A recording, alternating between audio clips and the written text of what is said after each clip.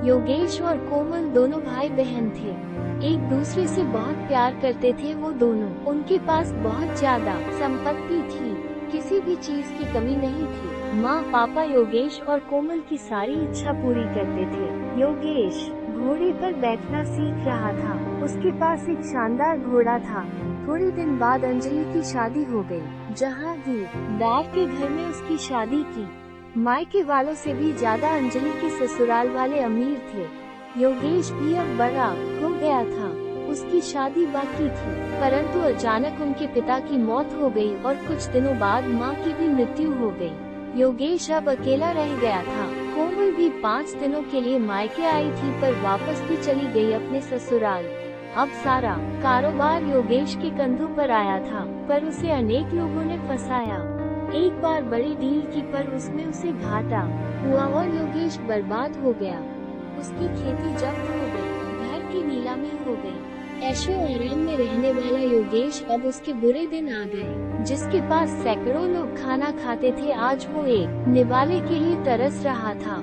जो मुलायम गद्दे पर सोता था, आज उसे सड़क पर सोना पड़ रहा था। जिस योगेश को हजारों लोग पहले हाथ जोड़ते थे, वही आज सबके सामने हाथ फैला रहा था। योगेश ने सोचा अपनी बहन के पास जाए, लेकिन अमीर बहन के पास भिखारी जैसे कैसे जाओ, जिसके पास पहले हाथी घोड़े पर बैठकर जाता था, आज उसके पास पैदल कैसे जाऊं? जरी की पोशाक में पहले जाता था, वहाँ अब फटे हुए कपड़े में कैसे जाऊं? परंतु योगेश मन में बोला, प्यार अमीरी और गरीबी नहीं देखता। मेरी बहन मुझे अपने पास क्यों नहीं आने देगी भला? मुमकिन नहीं है ये कि वो मेरी हालत की वजह से मुझे धिक्कारे। वो बहन के पास गया, दरवाजे में खड़ा हुआ।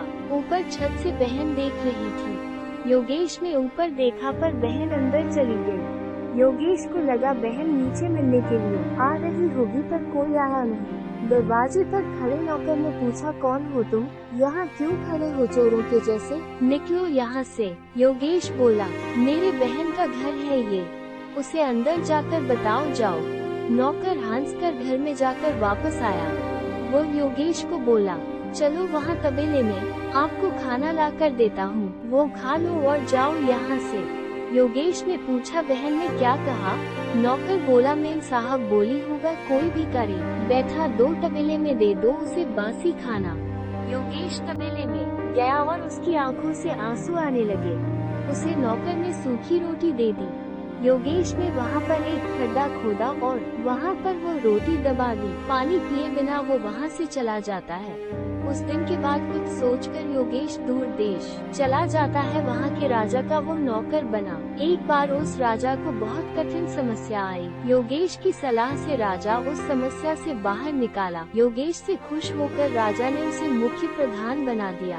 योगेश के कहने मुताबिक राजा सब काम करने लगा था। नए प्रधान के रूप में योगेश की वाह होने लगी। योगेश ने अब शादी भी कर ली। वह बड़े बंगले में रहने लगा। अब अपनी बहन को जाकर मिले ऐसा उसे लगा। तभी वो अपनी पत्नी के साथ बहन के घर निकाला। साथ में हाथी भी थे, घोड़े थे। जोरों शोरों से वो वहाँ गया। अपने से आगे अपने जासूस बहन को इसके आने का संदेश बताने के लिए भेजे।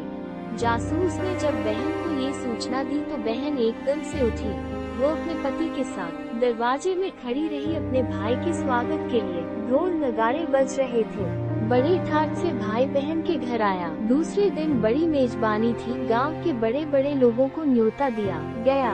चंदन के टेबल थे, चांदी की थाली थी, पकवान थे। सारे लोग टेबल पर बैठने वाले ही थे। उतने में भाई एकदम से उठा। सारे चकित हो गए, क्या हुआ? सब पूछने लगे और योगेश एकदम से तबेले में गया। वहाँ पर उसने खड्डा खोदकर जो रोटी उसने डाली थी, उसने वो रोटी निकाली। कोमल योगेश को बोली, भैया ये क्या पागल जैसी हरकतें कर रहे हो? वो बोला, दीदी तुम्हारे भाई को बैठने के लिए तबेला और खाने के लिए बासी रोटी ही योग्य है। ये सब भाई के लिए नहीं है। यह मेजबानी भाई के लिए नहीं है। ये सारा मान सम्मान भाई के लिए नहीं। ये सब तुम मेरे पैसों की वजह से कर रही हो। ये सब सुनकर कोमल को अपने उस बुरे बर्ताव की याद आई जो कभी उसने अपने गरीब भाई के साथ किया था। उसे अपने किए का पछतावा होने लगा। उसने योगेश के पैर पकड़े और बोली, भैया भूल हो गई मुझसे, आप अपनी इस नादान बहन को माफ नहीं करेंगे क्या? वापस नहीं करूँगी, आपके प्यार को नहीं भूलूंगी भैया, क्षमा करो मुझे और घर में चलो भाई। योगेश ने कोमल के आंसू पोंछे। वापस कभी भी कोमल ने किसी को भी तुच्छ नहीं समझा।